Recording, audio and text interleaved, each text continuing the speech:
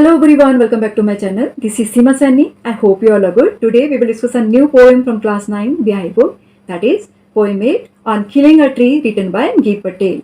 So first of all, I'll give you introduction of this poem and then stanza wise explanation.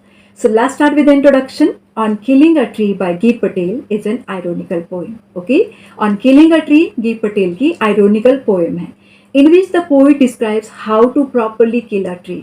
जिसमें poet ने describe किया है कि किस तरह से एक ट्री को प्रॉपरली किल करना है. The steps described by him are cruel and inhuman. जो स्टेप्स पोइट ने यहाँ पे डिस्क्राइब किए हैं वो क्रूअल हैं और इनह्यूमन है. Hence the poem is not exactly about killing a tree.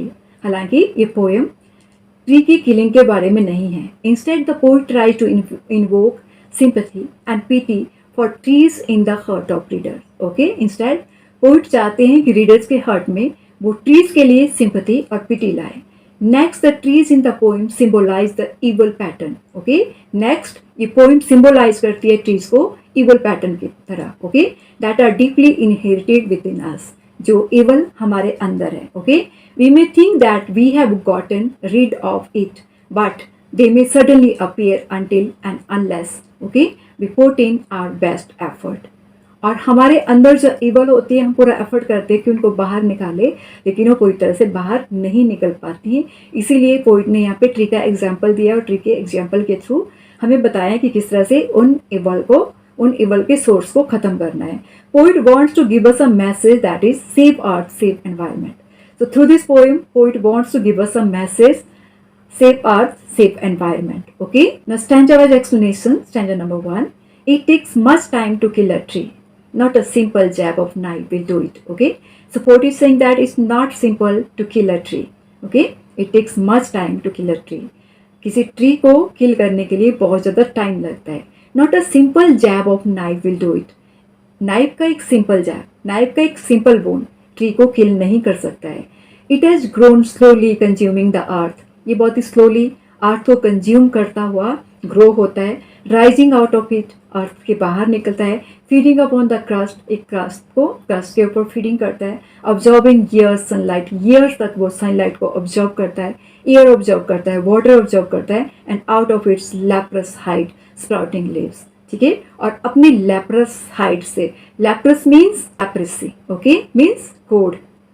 अपनी जो लैप्रस हाइड है उसकी जो बाक है, ठीक है, जो एक लैप्रेसी की तरह दिखती है, उसमें से फिर से अपने आप को ग्रो करता है और उसमें से स्प्राउटिंग लीव्स निकलना स्टार्ट होते हैं. Okay, now stanza number 2, so hack and chop but this alone won't do it. Okay, so poet is giving next step to kill the tree. Okay, so poet ने यहाँ पे next step दिया है कि किस तरह से ट्री को किल करना है. So hack and chop, poet is telling that कि आप ट्री को हैक करोगे, चॉप करोगे, but this alone won't do it. Okay, लेकिन फिर भी आप उसको किल नहीं कर पाओगे. Not so much pain will do it, इसको ज़्यादा पेन नहीं दे पाओगे.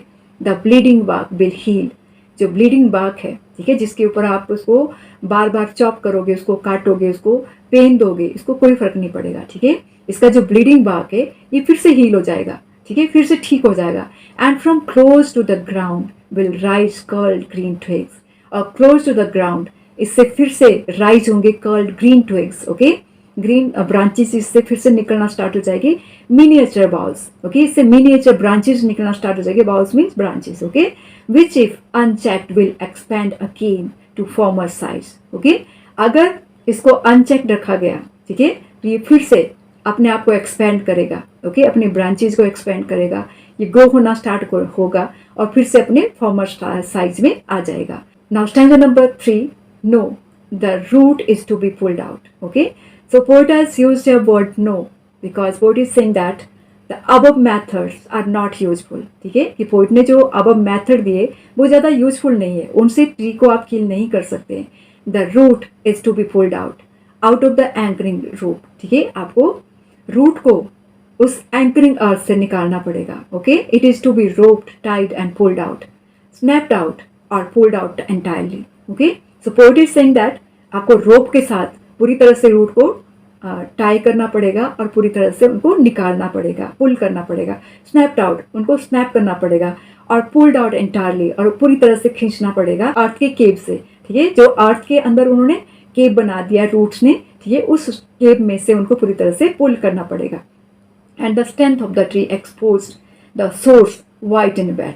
और इस तरह से जो ट्री का सोर्स है, ठीक है, ट्री का जो स्ट्रेंथ है वो एक्सपोज हो जाएगा। ठीक है, the source white and bad, जो ट्री का सोर्स है वो वाइट है, वेट है। ठीक है, मीन्स आप देखोगे इनसाइड द अर्थ जब आप रूट्स निकालते हो तो वो वेट होती है, वाइट कलर की होती है। ठीक है, poet is saying that the source white and wet, कि जो ट्री का सोर्स है वो वाइट है, वेट है। The most sensitive hidden for years inside the earth, जो कि बहुत ही सेंसिटिव पार्ट है ट्री का। ठीक है, जिसको निकालने से ट्री को आप किल कर सकते हो, जिसने ईयर्स अगो अर्थ के अंदर अपना स्पेस बना लिया था। Okay, now stanza number 4, then the matter of scorching and choking in the sun and air. Okay, so poet is giving another method. Poet is saying that कि आपको रोप के साथ उन रूट्स को टाई करना पड़ेगा और उनको पुल करना पड़ेगा आउट ऑफ द अर्थ।